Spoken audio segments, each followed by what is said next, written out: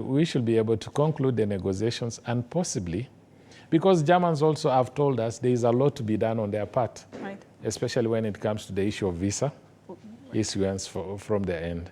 So therefore, we expect in the next 4 to 6 months to conclude that agreement. 4 to 6 months. That's correct. Bwana PS. To put things in perspective yes. a little bit, about more than a million youth are unemployed. That is 35% of the youth. And of course, you've spoken about a multi-agency approach in order to ensure that we export labor to these markets that are very lucrative to a lot of Kenyan workers. However, a lot of youth would argue that the entry requirements, getting a visa, getting your passport, since you talked about immigration, is still a challenge. How then can government agencies work better together to ensure that this dream is fulfilled?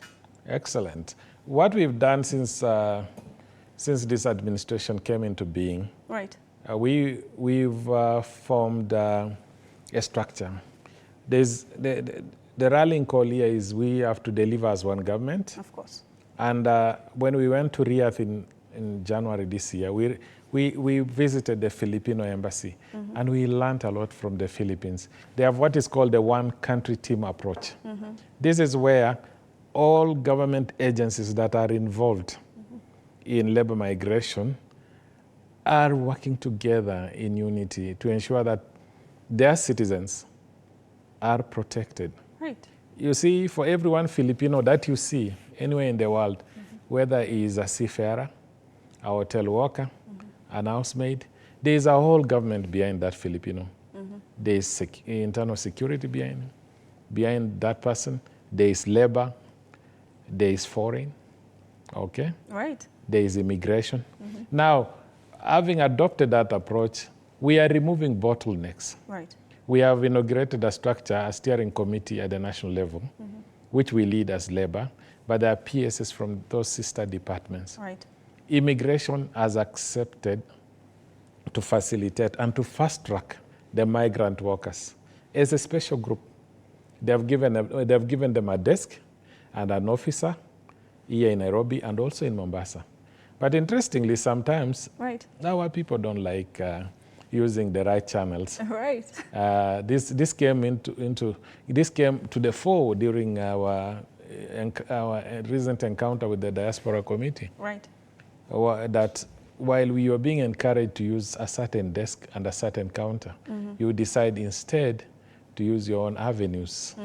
So we want to encourage agents who go to the State Department for Immigration to use the counter that is there, to use the desk that is there. Those officers are available to facilitate and to fast track the processing of travel documents. My colleague, Ambassador Bitok, last month alone, we gave him a list of 2,000 migrant workers, and they were able to process within the shortest time all those passports. Bwana PS, this of course brings into play the matter of ensuring that a lot of Kenyan workers are protected. You have spoken about taking the right channels and regulating agencies to ensure that this is fulfilled. A lot of Kenyans, however, would look back towards the South Sudan situation when there was civil unrest, and they would say, maybe our government doesn't really care about us. What framework is being used to protect them more? No, actually, on the contrary, we did a lot as government. It's just that we can't shout on rooftops of what we did. My colleague, PS Roslyn Njogu of Diaspora Affairs, with a minister and colleague, were able to lead that effort. We supported them with providing data of where Kenyans were, especially Kenyans who were working in Sudan, in Khartoum, because that is the area we're talking about when the war broke out. And I will tell you that was a very successful operation. Okay. Our military also assisted us in evacuating our citizens from Khartoum when the war broke out. Right. And we constantly engaged. And the information that was there was shared in real time. And so we were able to save our people from a catastrophic situation. Let me ask you a question. What of the Middle East? As you, of course... Yes, I'm coming to that. What of the Middle East situation? Yes. Do you have any case of a Kenyan who died in Khartoum? Well, of course, we cannot go through that at this moment. However, there are several who have been abused and who have died in the Middle East. Let's go to the Middle East. That's correct. Okay. When we came into office late last year, the Middle East was was actually, I'll say, was burning. Okay. Every day there was a Kenyan, was a body of a Kenyan which was being brought. There were also those who were abused. But then in the month of January, my cabinet secretary led a delegation. I was part of that delegation, and we went to Riyadh. We were welcomed, and we met our counterparts. What we did out of that engagement, one is that we were able to address the issues that were facing Kenyans. Remember, for 6 years, officials from our government were not going to Saudi Arabia, particularly from the Ministry of Labor. All right.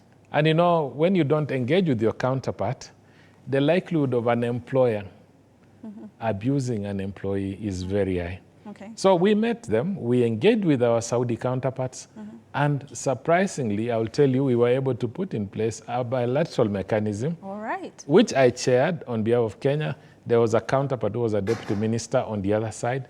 And every 2 weeks, we discussed issues virtually after we came back. And then again, we sent a labor attaché. We have a labor attaché in Riyadh who is very proactive. He follows up on cases. So now let me ask you, when was the last time you saw a video from Saudi or any of those countries? Of course, Buena PS. This No. You need to be. Let's be realistic. When we do a good job, please commend us also. However, we cannot gauge the protection of laborers based on social media videos. No. The social media was very common. That is one. Okay. Number two, of course, is that we as a government, every time we get a case, either it is reported to our ministry or to the Ministry of Foreign and Diaspora Affairs, we engage directly with our counterparts, and that is why those cases have come down. So therefore, the abuse